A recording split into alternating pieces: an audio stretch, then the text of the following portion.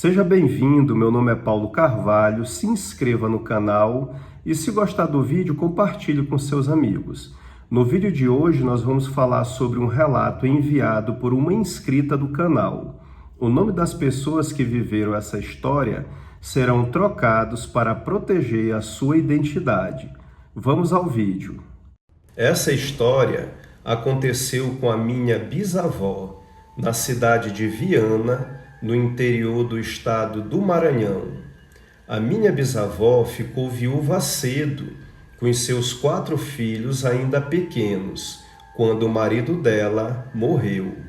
Ela não tinha nenhuma formação que pudesse lhe proporcionar um emprego que tivesse uma boa renda, sem contar que ela morava no interior, e lá era difícil para uma mulher no final dos anos 40, início dos anos 50, ter um emprego que ganhasse bem. Então, a maneira que ela encontrou para ter uma renda foi tecer corda, ou seja, fabricar corda de sisal manualmente. Ela fazia todos os dias corda para vender, com a ajuda de suas 2 filhas mais velhas. Produzia bastante para ter como gerar uma renda e sustentar a família. Mas mesmo assim, ela vivia uma vida simples. Nessa mesma cidade, tinha um homem que não tinha muitos amigos. Era um homem, segundo a minha bisavó, de poucas palavras. Um homem muito sério, que vivia só. Certa vez, em uma determinada ocasião, ele se envolveu em uma confusão, e nessa confusão ele apanhou bastante e ficou com muitos machucados no rosto. Ele tinha um pouco de intimidade com minha bisavó, pois ele não era muito fácil de se relacionar, mas com a minha bisavó ele falava.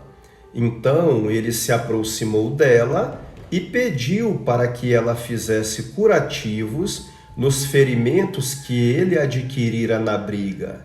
Com isso, durante alguns dias, a minha bisavó fazia diariamente curativos no rosto dele e com essa atitude conseguiu ganhar o respeito e consideração dele. Ele passou a ser grato por tal atitude. Nesse tempo, em Viana não tinha água encanada, mas no fundo do quintal da minha bisavó havia um poço grande com bastante água. Porém, essa água era salobra. Para quem não sabe o que é água salobra, é água salgada. E esse tipo de água só dá para lavar louça, roupa e banhar. Não dá nem para cozinhar, nem para beber. Para beber e cozinhar, ela tinha que andar uma certa distância, todos os dias, para pegar água em um poço chamado Poço do Pará. Diariamente, por volta das 5 horas da manhã, ela e suas vizinhas costumavam se dirigir em direção a esse poço. Iam ainda no escuro, para quando chegar no poço, a água estar limpa, não está atoldada, como ela dizia, ou seja, suja, devido aos baldes já terem mexido na água, pois agitava a areia do fundo e ia fazendo com que a água ficasse um pouco escura, cheia de terra. Por isso, minha bisavó e as conhecidas dela gostavam de serem as primeiras a chegar no poço. Exatamente para pegar a água limpa, faziam isso todos os dias. Um belo dia, minha bisavó ficou até bem tarde tecendo corda. Vocês sabem que no interior o costume é dormir cedo. Entre 8 e 8 e meia da noite, as pessoas já estão deitadas para dormir.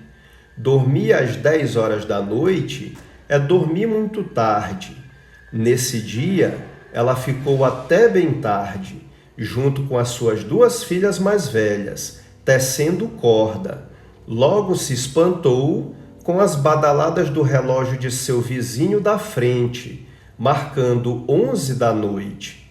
Seu vizinho tinha um relógio daqueles tipo cuco, que dão as batidas quando dá a hora em ponto. Assim, ela se orientava para saber mais ou menos o horário. Ao saber as horas, elas resolveram largar o que estavam fazendo e foram se arrumar para dormir.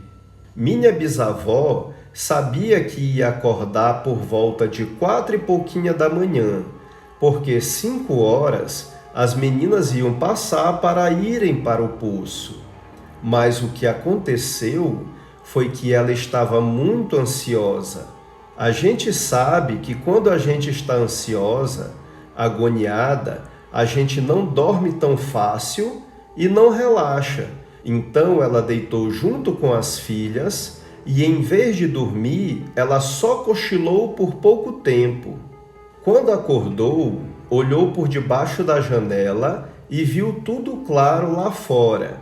E logo pensou: eu dormi demais, as meninas passaram, me chamaram e eu não escutei. E agora eu vou chegar lá no poço e vou encontrar a água toda suja. Mais que depressa, ela levantou, pegou o pote que ela botava na cabeça e o balde na mão e saiu em direção ao poço. Só que quando ela saiu, ela viu que as casas estavam todas fechadas e, como era noite de lua cheia, a lua iluminava toda a rua, pois ainda estava bem no centro do céu, como se fosse meia-noite, meia-noite e pouco. Ela se espantou e pensou: como já estava lá, iria continuar sua caminhada em direção ao poço. Para ir para esse poço, ela descia a rua onde morava e no primeiro canto virava à direita e prosseguia por um longo caminho, em linha reta, até chegar ao poço. Já se aproximando, percebeu que algo se mexia na areia. No caminho do poço havia um areial, com areia que parecia areia de praia. E sabemos que em noite de lua cheia, enxergamos com mais nitidez as coisas. Ela viu que tinha algo se revolvendo na areia, deitado, e logo pensou: meu Deus, o que será aquilo? Será que é algum bicho?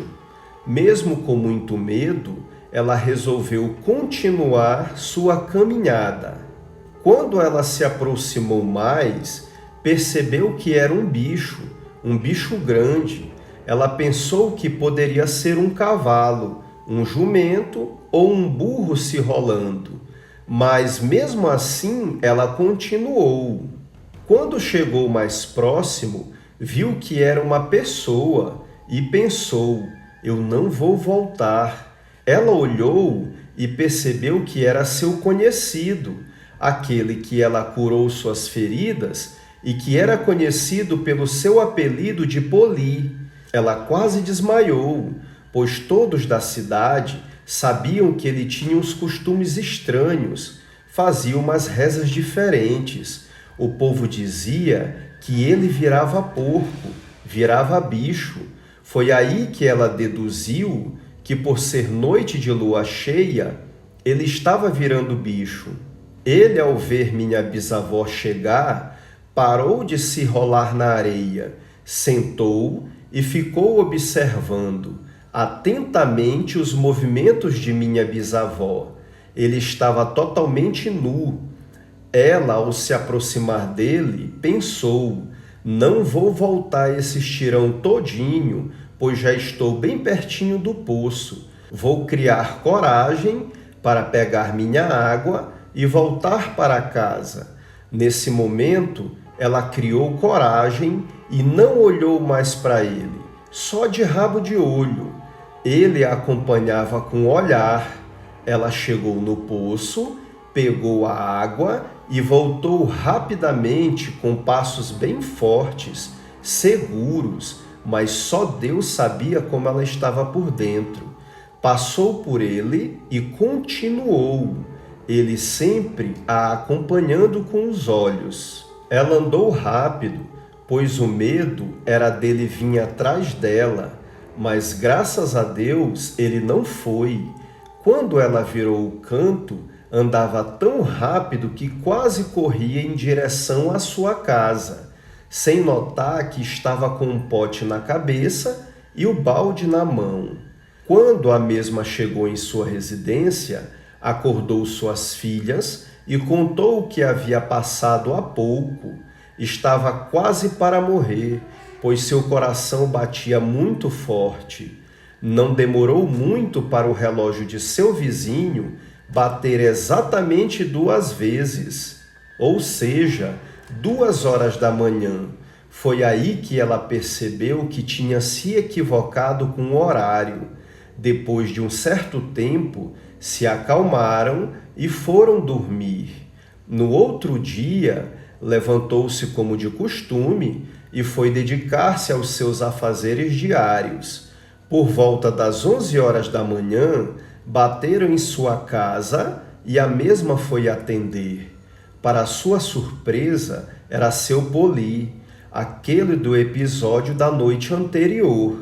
Ela perguntou o que ele desejava. Ele, com a maior naturalidade possível, falou para minha bisavó ter cuidado ao sair à noite.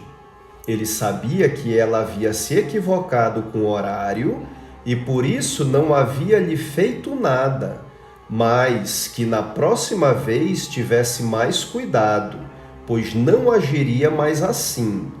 Após dar seu recado, ele a saudou e foi embora. Minha bisavó quase infartou. Ficou tão apavorada que desde esse dia ela só ia para o poço quando suas colegas a chamavam na porta de sua casa.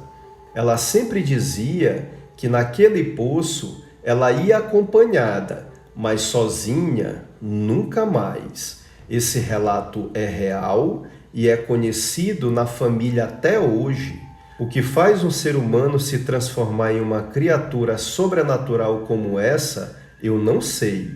Mas esse tipo de relato existe em várias partes do Brasil e do mundo há centenas de anos.